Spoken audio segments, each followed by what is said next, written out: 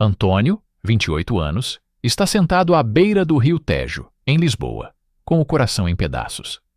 Há 3 meses, Miguel, seu namorado de anos, confessou que estava com outro. Não é por ti, é por mim, disse Miguel, enquanto Antônio sentia o chão desabar. A promessa de um futuro juntos, de viagens e noites partilhadas, ruiu como um castelo de areia. Ele aperta o telemóvel, relendo mensagens antigas, como se pudesse encontrar nelas uma explicação que nunca veio. A dor da traição é só o começo. Na semana passada, a mãe de Antônio ligou, a voz carregada de desaprovação. Isto não é vida, Antônio. Arranja uma mulher. Esquece essas coisas, disse ela, como se a sexualidade dele fosse uma escolha a descartar. O pai, sempre calado, apenas assentiu ao fundo.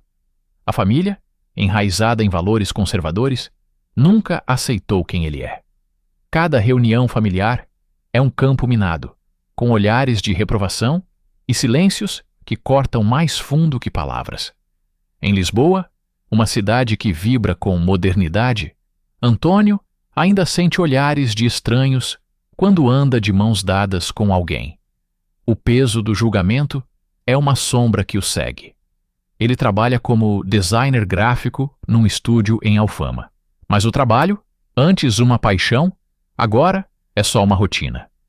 O ecrã do computador reflete seus olhos cansados, e as notificações do telemóvel já não trazem a emoção de antes. Miguel era o colega que o fazia rir nas pausas para o café, o que planeava fins de semana no guincho, o que prometia para sempre. Agora, Antônio evita as redes sociais, onde Miguel publica fotos com o novo namorado, como se os 3 anos juntos nunca tivessem existido. Na tentativa de escapar da dor, Antônio aceita um pedido da irmã, Mariana. Ela e o marido precisam de uma pausa, e ele, o tio Fiche, promete levar os sobrinhos, João, de 10 anos, e Sofia, de 7, a um parque aquático, no Algarve. Vai ser bom para ti, Antônio. Descontrai um pouco, diz Mariana, com um sorriso que esconde preocupação. Ele concorda, mais por obrigação do que entusiasmo. No fundo, quer apenas uma distração, algo que o tire do ciclo de memórias e mágoas. Jura a si mesmo, nada de abrir o coração, só as crianças e o sol. A viagem começa com o carro cheio de energia infantil. João canta uma música pop qualquer, enquanto Sofia faz perguntas sem fim. Tio, tem tubarões no parque? E se eu cair na piscina? Antônio ri, mas a cabeça está noutro lugar. O GPS indica 4 horas até o Algarve, e cada quilômetro parece arrastá-lo para mais longe de Lisboa, mas não da dor. Ele aperta o volante, tentando focar-se nas crianças, no plano de uma semana de diversão. Sem complicações, murmura para si mesmo. Chegam ao parque aquático sob um sol que queima a pele. O ar cheira a cloro e protector solar. João e Sofia disparam em direção às piscinas, gritando de excitação. Antônio segue atrás, carregando uma mochila com toalhas e snacks, tentando acompanhar o ritmo. O parque está cheio. Famílias, grupos de amigos, casais a tirar selfies. Ele sente-se deslocado, como se todos ali tivessem uma vida mais leve que a sua. Enquanto ajuda Sofia com um colete salva-vidas, um monitor aproxima-se. Precisa de ajuda? Pergunta, com uma voz calma e um sorriso que parece genuíno. Antônio olha para cima e vê Diogo, 30 anos, monitor do parque. A forma como ele ajusta o colete na menina, com cuidado e paciência, faz Antônio parar por um segundo. Há algo naquele gesto, na maneira como Diogo ri com Sofia, que desperta uma faísca que ele não queria sentir. Obrigado, diz Antônio, seco, tentando ignorar o calor que sobe pelo peito. Diogo não insiste, apenas acena e segue para outra família. Antônio observa-o de longe, enquanto João o puxa para um toboágua. Tio, anda, não sejas chato. Ele força um sorriso, mas a presença de Diogo fica na sua cabeça. É só um monitor, pensa. Só está a fazer o trabalho dele. Mas o coração, traidor, já começa a questionar o juramento de se fechar para o mundo. De volta ao hotel, depois de um dia de correria e gargalhadas infantis, Antônio deita-se na cama do quarto. As crianças dormem, exaustas, mas ele não consegue fechar os olhos. A imagem de Diogo, o eco da traição de Miguel e as palavras duras da mãe misturam-se na sua mente. Ele pega no telemóvel, hesita e abre uma mensagem antiga de Miguel. Tu és incrível, Antônio. Nunca te vou deixar. Fecha o ecrã com força. Nunca mais, sussurra, mas uma parte dele já sente o peso de uma nova possibilidade, algo que o assusta tanto quanto o atrai. O segundo dia no parque aquático amanhece com o sol a escaldar o Algarve. Antônio acorda com os sobrinhos, João e Sofia, a saltarem na cama, cheios de energia. Tio, vamos para o toboágua grande hoje? Pergunta João, enquanto Sofia já tenta abrir a mochila com os fatos de banho. Antônio suspira, ainda com o peso da noite mal dormida. A imagem de Diogo, o monitor do parque, não lhe sai da cabeça, apesar do juramento de manter o coração fechado.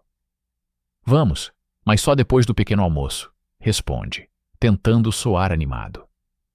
No restaurante do hotel, enquanto as crianças devoram pão com manteiga, Antônio verifica o telemóvel. Uma mensagem da mãe surge no ecrã. Espero que estejas a comportar-te, Antônio. Não envergonhes a família. O tom cortante reabre a ferida do julgamento familiar. Ele bloqueia o ecrã, sentindo a raiva crescer. Não é só a traição de Miguel que o magoa. É a sensação de nunca ser suficiente para os pais, de ter de esconder quem é. Jura, mais uma vez, focar-se apenas nos sobrinhos e na viagem. No parque, o ambiente é caótico. Crianças correm, pais gritam. A música ecoa nos altifalantes. Antônio guia João e Sofia até a zona infantil, onde a menina insiste em subir num escorrega em forma de polvo. Enquanto ajuda João a ajustar o colete, Diogo aparece novamente. Tudo bem por aqui? Pergunta com um tom descontraído. Antônio assente, tentando ignorar o calor que sobe pelo rosto. Diogo ajoelha-se para falar com Sofia, explicando como deslizar em segurança. A forma como ele sorri para a criança, com paciência genuína, faz Antônio hesitar. Há algo naquele homem que o desarma, e isso assusta-o.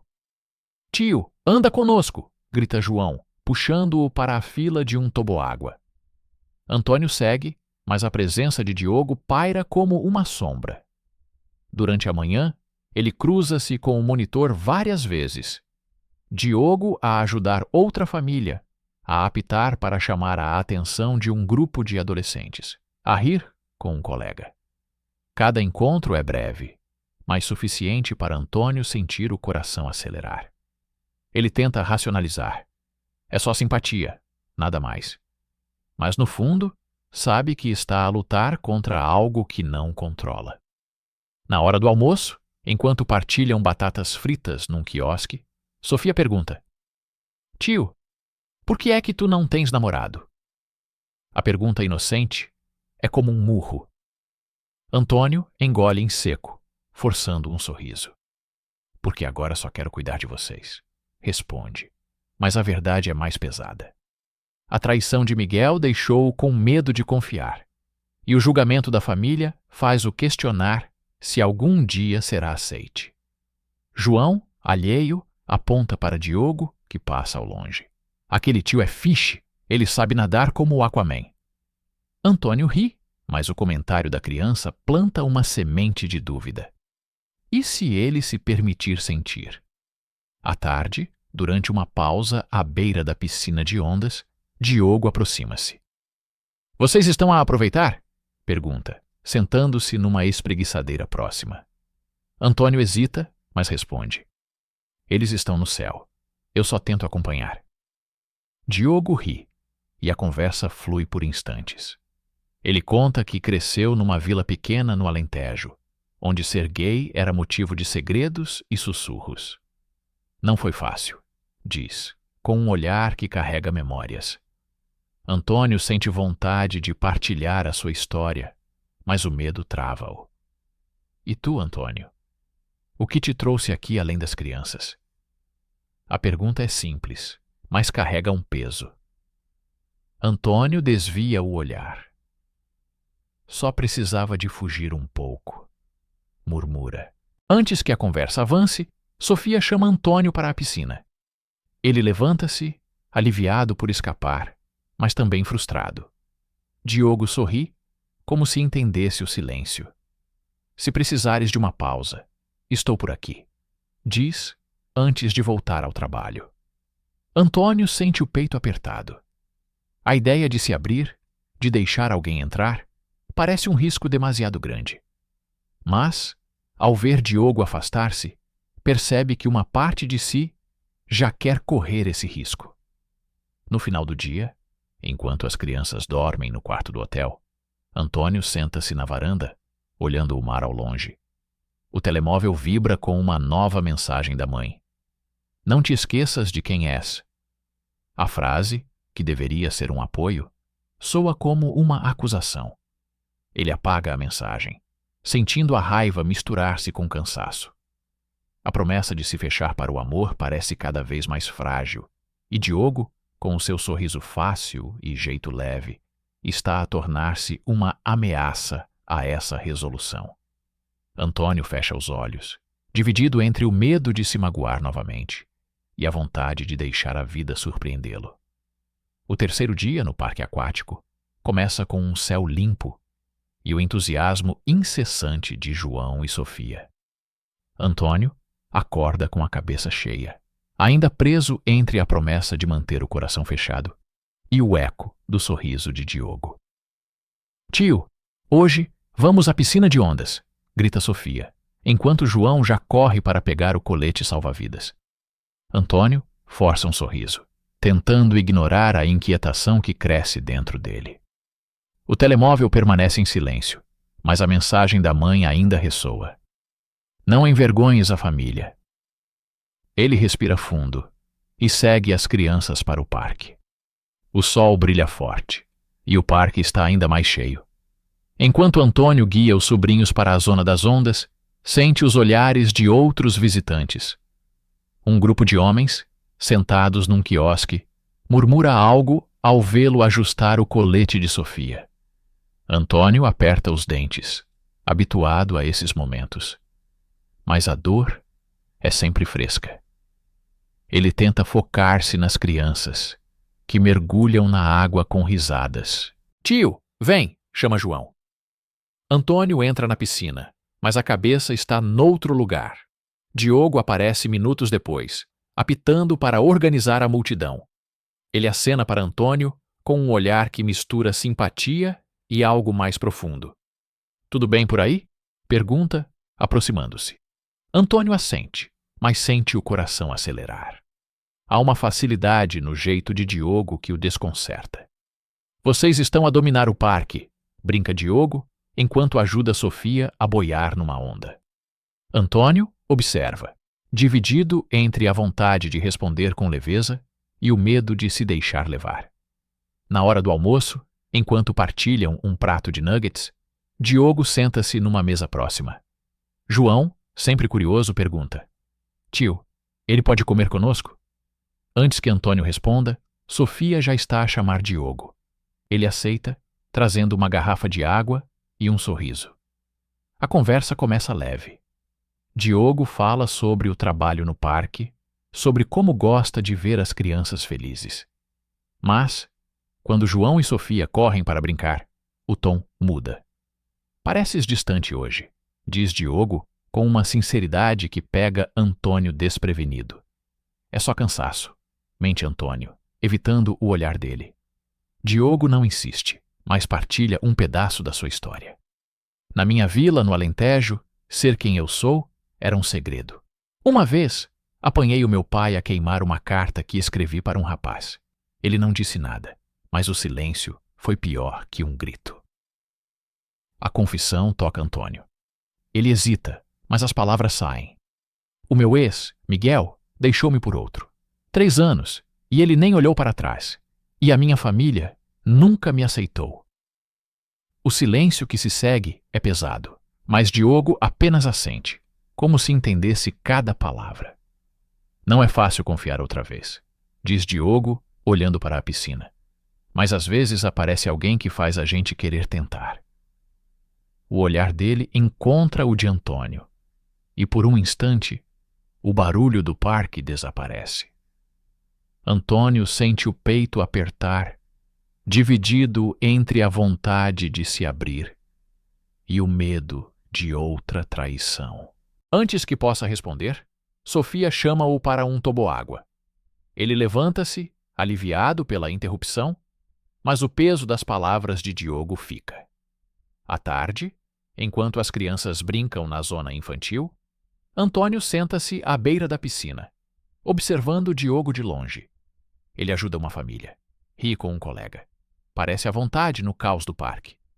Mas há algo na forma como Diogo olha para ele, mesmo de relance, que mexe com Antônio. Ele pega no telemóvel, quase escreve uma mensagem para a irmã Mariana, mas desiste. Não quer admitir que está a sentir algo novo, algo que desafia a muralha que construiu. Perto do fim do dia, um incidente abala o equilíbrio. Um homem do grupo que Antônio notou mais cedo aproxima-se, com um tom provocador. Isto é um parque para famílias, sabes? Devias ter cuidado com quem andas a falar, diz, apontando para Diogo, que está a poucos metros. Antônio sente a raiva subir, mas responde com frieza. A minha família está aqui. E tu, cuidas da tua. O homem recua, mas o comentário deixa Antônio a tremer. Diogo, que viu tudo, aproxima-se. Ignora-os. Não valem o teu tempo, diz com firmeza. Antônio assente, mas o incidente reacende a insegurança. Será que algum dia poderá ser ele mesmo sem enfrentar esses olhares? No hotel, enquanto as crianças dormem, Antônio fica acordado, olhando o mar pela janela. A conversa com Diogo e o confronto com o estranho misturam-se na sua cabeça. Ele quer acreditar que pode deixar o passado para trás, mas o medo é mais forte. Pega no telemóvel e escreve uma mensagem para Diogo. Obrigado por hoje. Hesita, apaga e guarda o telemóvel. A centelha que Diogo acendeu é real, mas Antônio ainda não sabe se tem coragem para a deixar crescer. O quarto dia no parque aquático amanhece com uma tensão que Antônio não consegue ignorar. O confronto com o turista preconceituoso ainda ecoa, misturado com a vulnerabilidade que sentiu ao partilhar a sua história com Diogo. João e Sofia, alheios ao peso que o tio carrega, correm para a zona das piscinas, exigindo mais toboáguas. Antônio segue-os, mas o coração está inquieto. Ele quer acreditar na ligação com Diogo, mas o medo de outra desilusão trava-o. No parque, o sol brilha com força, e o barulho das crianças enche o ar. Antônio tenta focar-se nos sobrinhos, ajudando Sofia a subir num escorrega, enquanto João mergulha na piscina de ondas. Mas Diogo aparece, como sempre, com um sorriso que parece iluminar o caos. Sobrevivendo ao ritmo deles? Pergunta, apontando para as crianças. Antônio força um riso. Mal e porcamente, responde, mas o tom é mais seco do que pretendia. Diogo percebe a mudança, mas não insiste, limitando-se a acenar antes de voltar ao trabalho. Durante a manhã, Antônio sente o telemóvel vibrar. É uma mensagem da mãe. O teu primo viu-te com um homem no parque. Quando é que vais parar com isso? A raiva sobe-lhe a garganta. Ele apaga a mensagem, mas as palavras cravam-se como agulhas. A família nunca o aceitou, e agora, até a sua tentativa de escapar para umas férias é motivo de julgamento. Ele olha para João e Sofia, que riem na água, e sente um aperto. Quer ser o tio Fish, mas o peso do passado ameaça roubar-lhe a leveza. Na hora do almoço, enquanto partilham um prato de batatas fritas, Diogo junta-se a eles por uns minutos. Sofia, sempre curiosa, pergunta: Tio Diogo, tu tens namorado? Antônio congela, mas Diogo responde com calma: Não, pequena, mas às vezes a vida surpreende-nos. O olhar dele cruza-se com o de Antônio, e por um instante parece que vão falar a sério. Mas Antônio desvia a conversa, perguntando a João sobre o toboágua. Ele não está pronto para se abrir mais, não depois da mensagem da mãe. À tarde, a tensão aumenta.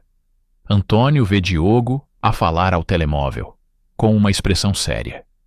Quando ele se aproxima, Antônio não resiste e pergunta: Tudo bem?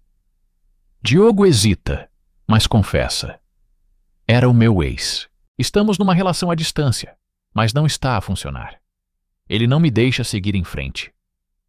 A revelação é como um soco. Antônio sente a traição de Miguel voltar à tona, misturada com uma nova mágoa. Então por que estás aqui a falar comigo? Para passar o tempo? Dispara, com a voz carregada de raiva. Diogo tenta explicar. Não é isso, Antônio.